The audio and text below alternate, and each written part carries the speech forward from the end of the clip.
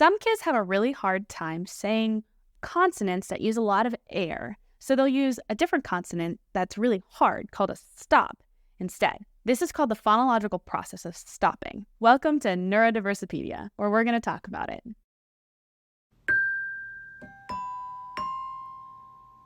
Stopping is what happens when kids have a hard time saying fricative consonants. Think of fricative consonants like something that uses a lot of air to pronounce.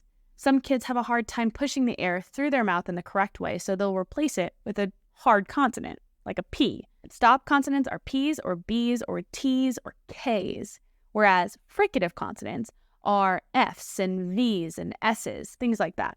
If you notice that your kid is actually replacing a lot of these fricative consonants with hard consonants, you can go to a speech pathologist and they can help give you practices at home to encourage pronouncing things correctly. There's also a great app on Goalie called WordLab that helps kids learn their 50 words and actually teaches the pronunciation for you.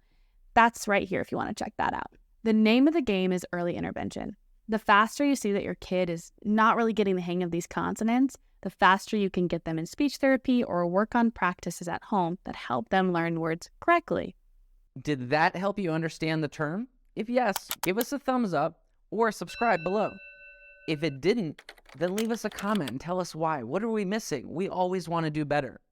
This is a project by Goalie. Check us out at getgoalie.com.